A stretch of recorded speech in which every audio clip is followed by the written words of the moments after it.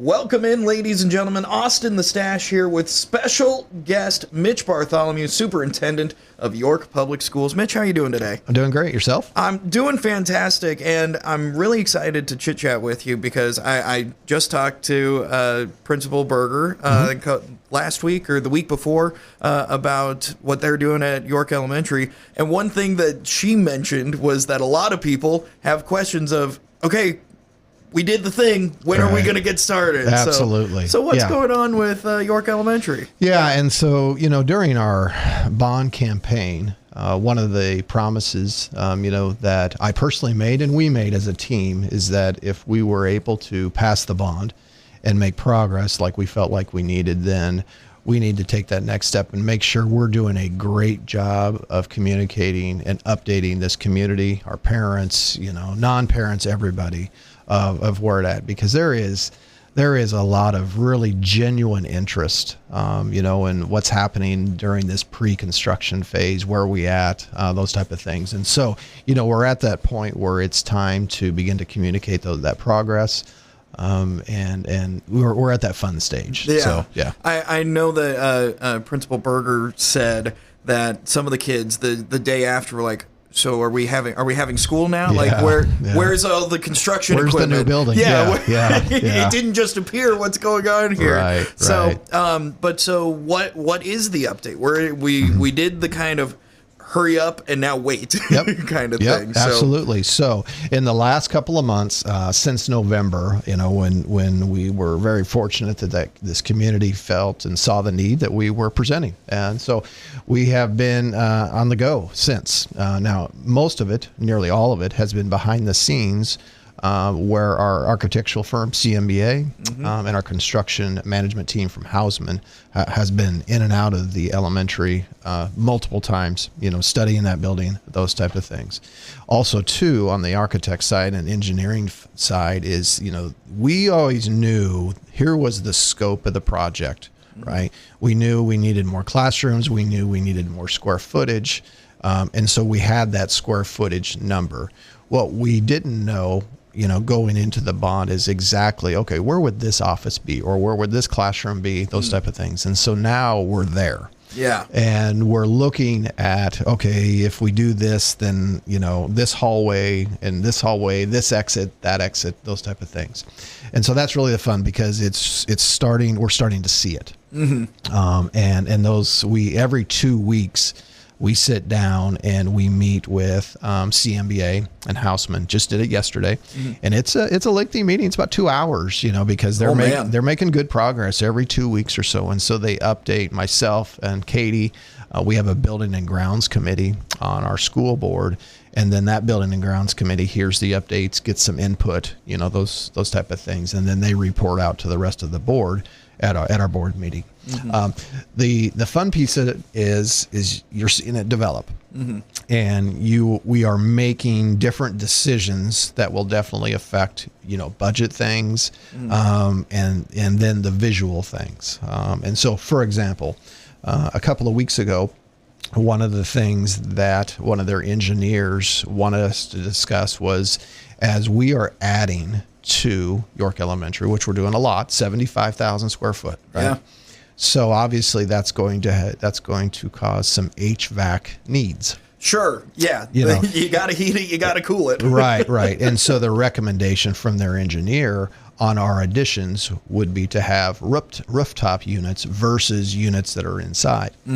His recommendation was for that is because we're trying to maximize square footage inside. And so if we put some of these additional HVAC systems, or equipment within the building, then we're eating up square footage. And on top of that too, on the financial side of it, anytime that you have to build an extra room or this or that, of course, it's going to be a little more expensive, right? Those type of things. And so that was something that the Building and Grounds Committee had to think about. What's it look like, on the maintenance side, when we get up there, how do our folks make sure that when it's done, we maintain it well, those type of things, because our winters are not easy. We all know that. That's for sure. So that's just an example of how that Building and Grounds Committee functions during this pre-construction. Gotcha. The other piece of it too, which was really fun, is there is of course an interior designer that's involved in this.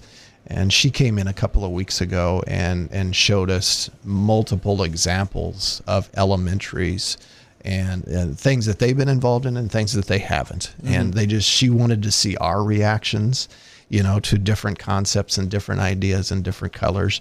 Because that's one of the fun parts of where we're at now is with Katie, is she's going to be able to get student voice into this, because we want the elementary to look like an elementary. We don't want it to look like a high school. Sure. Yeah, right. Yeah, and so we want kids to come in. And so more than likely each grade level will probably have its own color scheme. Nice. Those type of things, different lighting elements, that when they walk into that building, it's a fun building.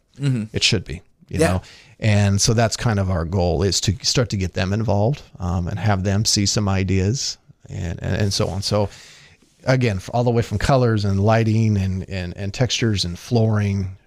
We're just getting to that point of where we can then break ground. Well, I know that it took a lot to get to this point, and I'm sure it's very satisfying now to have a whole bunch of decisions. They're like, well, I guess I'd never thought of that. Right. and having the experts there to be like, no, these are the things you got to think about. Yep. It's good to have them as that group leading you forward. Yeah. But I can only imagine what a first grader thinks of, like what color we should paint the first grade hallway. Yeah.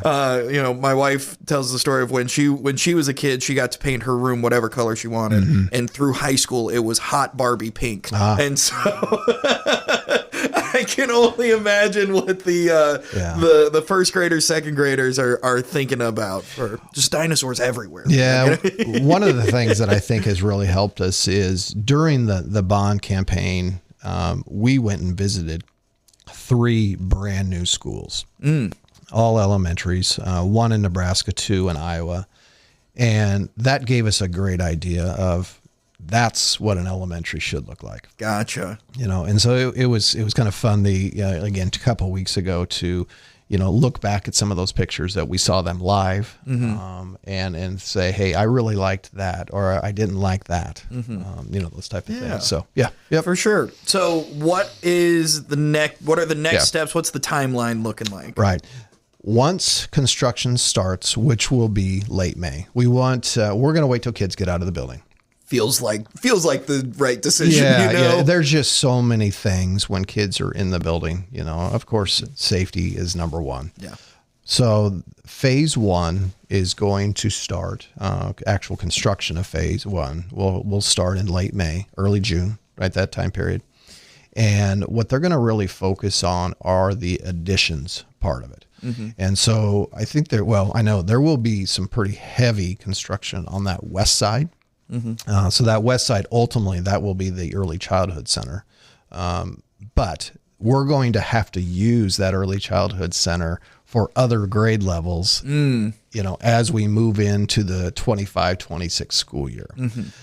And so phase 1 really focuses on the addition pieces of it. And then when we get one of the additions done, then what'll happen is we'll take a certain grade level. I don't know which one at this point in time. Let's pick on first grade. Sure. First grade pod, you're going to move over into that early childhood center for a month, 2 months, whatever the time frame is.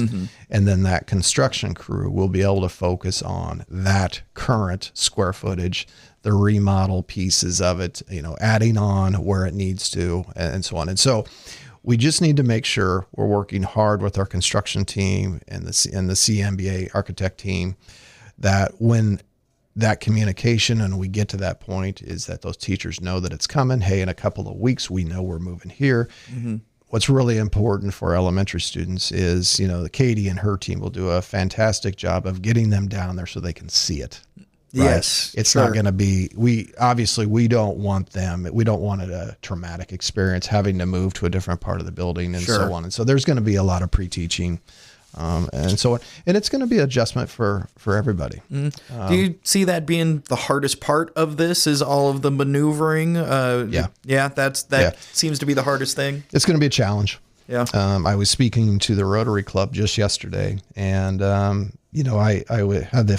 I had the fortunate opportunity to be part of the high school remodel 12 years ago now, or 10 years ago, whatever it was. That was the biggest challenge.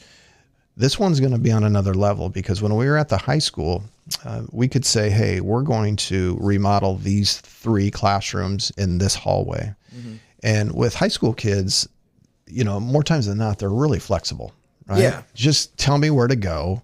Tell me what to do, and I'm going to do it. It'll be fine. And so we were able to utilize spaces in the high school, like our gym deck, where, we would have a couple of classes out there. Was it ideal? No, but it was fine. They handled it well. You just can't do that with elementary students. Sure. You need to concentrate on that environment, that first of all, that it's safe, second of all, that it's learning conducive, right? And we're trying to minimize the distractions, the noise, all those things as much as possible. But it'll be a significant challenge. But I'm confident in our construction team, in our architectural team, I'm very confident in our teaching and administrative staff at the elementary, that they'll understand in a quick hurry of flexibility is going to be the key thing, and they'll go with it. For sure. So that's kind of the timeline immediately. Yeah. And so still project is finished by? Yeah, we're looking 2 to 2.5 years, and so we're looking somewhere between the August of 27 to December of 27 would kind somewhere of be in that range. Yeah, would be in that range, because we know we're going to run into weather. Sure. Any remodel never goes perfect. Yeah, that's for sure. I joke with people that we talk to is, just think about your last remodel of your bathroom or your kitchen, whatever it was, in your house. Headaches galore. Right. Chaos. And it's probably not even 2,000 square foot. Yeah. Yeah. This is, This is pretty big. Yeah. This is a big bathroom renovation. Right. I tell you what. Right. Exactly. So, yeah. So again, we'll be out, and as we move along, one of the things that's really important to us is there's the neighborhood there that's really to the west of the elementary. I want to make sure that we're going to minimize as much as we can any surprises that they may see, or have to work through with construction, those type of things. And so what we're looking to do already is get some communication to them, to those houses right in there, and invite them in, some evening, and give them a pretty thorough update of here's what you can expect to see, because that's the last thing that we want to do is make really good progress, but then not communicate, and then that just be disruptive to the community around you. Correct. We just don't not want to what do you that. want. Right. For sure. Yep. Well, it sounds like an awesome update. Yep. Things are moving forward at the right pace. Is there anything else going on, just a high school, middle school level, that we're inching our way closer to the final half of the second half of the year? Yeah, it always goes quick. We always act like we're surprised it goes so quick, and we shouldn't be, right? Sure. Because it happens every year. But yeah, I mean, realistically, here within the next 3 to 4 weeks, if you look at it from an activities perspective, winter activities will be done. Once that happens, then it's just hold on tight, because it just the pace accelerates. We get into spring and all those things that happen in the spring, and and it just goes faster and faster. And the next thing you know, it's May. I'm not sure what day we're out, but it's there. Yeah. And so it's always February's it's always in a challenging month in all schools. In all schools, it's still that the winter weather. Though it's been fairly mild, sure, those type of things, and so it's a challenge, especially for kids. It's a challenge for adults as well, and so we just need to make sure we keep the main thing, and that's kids learning, kids having fun. There you go. And our staff does an excellent job of knowing when kids are struggling and putting interventions in place for those kids. So. Sounds like the school year is chugging along, and it ain't going to stop till it's over. You're exactly right. Well, thank you so much for coming in, giving us the rundown on what's coming up, and can't wait to have you back. Absolutely. Thank you. Mitch Bartholomew, the superintendent for York Public Schools. Thank you so much.